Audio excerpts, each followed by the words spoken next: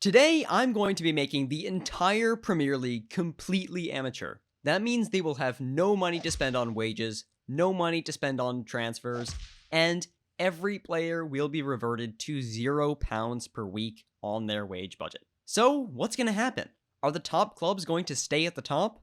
Are championship clubs going to rise and take their place? Watch on to see what happens. Welcome to the Scout Network. This is a brand new Football Manager channel where I'm going to be looking at a ton of different experiments, and this is the first one. So let's load it up. So this is December 2021. We're about halfway through the first season, and things are looking pretty normal. I mean, we can see over here we've definitely had some player movement, but things are looking pretty regular. This is not an unbelievable way for the standings to look at this point in the season. However, if we look at Man United, who's currently in first, that does not tell the whole story, as you can see by all of their contracts being amateur with completely no salary. However, Ronaldo stuck around somehow, and their starting 11 does not look that weird. I mean, this is a totally believable starting 11 for Manchester United. However, they did spend £167 million bringing in people at the start of this season. Although none of these people are getting a paycheck anymore, and no more transfers are going to happen for the rest of the series. However, you can see that after I made the change, which was on July 5th, everything started happening and everyone started leaving. A lot of these clubs were going to outside of the English pyramid, where they're going to be paid more, going to Germany or the Championship, where you are still allowed to earn money. But for the most part, lots of people stuck around. See, there's no crazy transfers, with the top one being for free, but there have been a lot of, as you would expect. Some highlights include Harry Kane moving to Man City on a new contract for £0 a week on a free transfer. You can imagine that Tottenham not letting him leave on a free transfer unless they're forced to at an amateur level. So, I guess Harry Kane really wants to play in Man City in Football Manager. So this has made my theory be that players want to stick around at teams with a high reputation. That's why Manchester United is doing so well. Their reputation is absolutely insane at 8.5 thousand.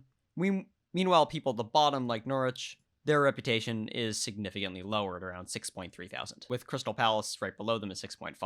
So it's going to be interesting to see how that progresses as players try to balance the correct reputation club for them as well as the correct amount of money for them. I think this is really going to show how Football Manager prioritizes the reputation and the pay that clubs can provide to players. So let's go to the end of the season. Alright, so here we go. The season ended with Man City winning. I feel like that's going to be a common theme because of their insane reputation, around 9,100. And as you can see, their money has been piling up because their transfer budget and wage budget are both at zero. So, no money to spend. With their starting lineup not looking insane, I mean, this is believable. And Norwich, Crystal Palace, and Watford were relegated. I have a feeling they're not going to do very well in the Championship as an amateur team. But yeah, nothing really out of the ordinary here. Let's jump forward another season and see if any changes start to take shape. Well, there's definitely some strange things about this table. For one, Man City won again, despite being still a fully amateur team. Pep Guardiola's still there, he's still allowed to be paid, making £27 million per year.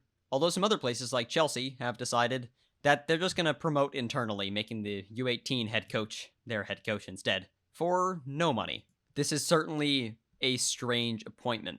He is a Chelsea legend as a player, but going straight from being a player to a coach, and then going straight into head coach just a year later, that's a bit of a crazy ride.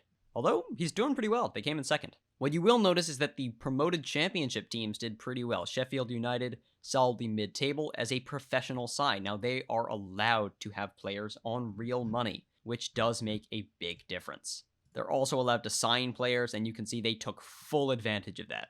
Surprisingly, not taking advantage of any of the free players they could have gotten from the Premier League, potentially because their reputation is too low to attract players. However, that is counterbalanced by the amount of money they have to throw around, which is never something I thought I'd say. Bournemouth also doing well as a professional side, able to play players, although not spending that much and still managing to stay pretty solid. And Fulham were the other professional side brought in. However, they're getting relegated. But they did qualify for the Conference League, which means I assume they won the Carabao Cup? Yep, Carabao Cup 2023. So, I mean, congratulations, Fulham. You got European football and relegation. And is the second highest spender in the Premier League as well. That's gotta be disappointing. Meanwhile, if we go down to the Championship, you can see that our recently relegated teams, yeah, it's not going so well. Watford, as an amateur side, came in 21st, Crystal Palace in 22nd, and Norwich in 24th. Yeah, it's really not going well. As you can see, a ton of players went out, joining other clubs. So you can see all still on amateur contracts. No head coach, assuming that means they fired him a few weeks ago. Yeah.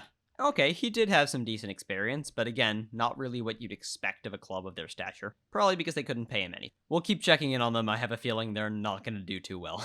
So let's jump to the end. At the end of our 4th season, that should have given clubs enough time to get settled, make some decent transfers, or not make transfers. And whoa, this is looking really, really weird. Somehow Man City won again? Are you kidding me? They won all 4 years. All 4 years as an amateur team. None of these players are being paid. I'm sorry, what are you talking about?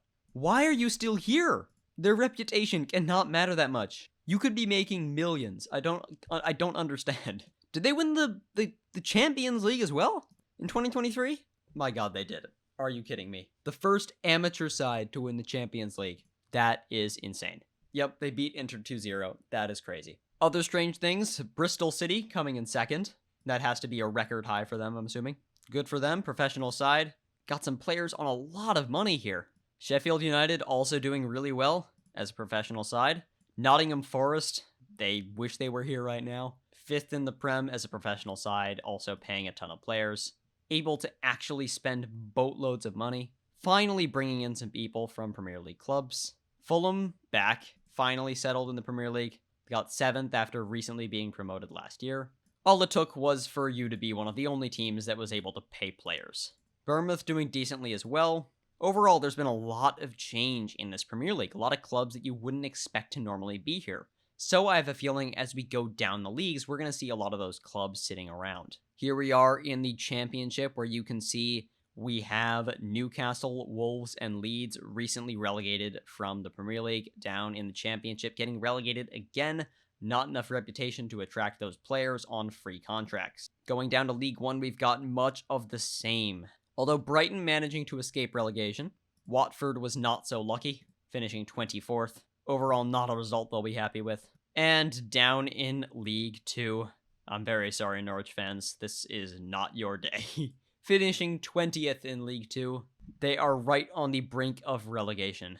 Crystal Palace actually doing decently in League 2, finishing 5th. They've got a chance, but still an amateur team, no money to spend on transfers whatsoever, not even allowed to if they could. Ironic considering at this stage in the game they have, is that $1.7 billion stored in the bank? Okay, no, just $170 million, but still, that's pretty good. For a team in League 2, that's insane. Norwich as well with $200 million and nowhere to spend it. We already looked at the Champions League, with only one English side winning it while we're playing, and the Europa League and the Conference League do not look better for the Premier League, with no one coming close to winning anything. However, it has not affected their reputation, still the first league in the competition reputation table, doing pretty well, so we'll see if that ever happens. If you want me to continue this video and see how long it will take for them to drop down to number 2 or even further, let me know down in the comments, see how much further Norwich can fall, and if Man City keep winning every year despite not paying any one of their players. Subscribe, I hope you enjoyed this video, and I'll see you guys next time. Goodbye.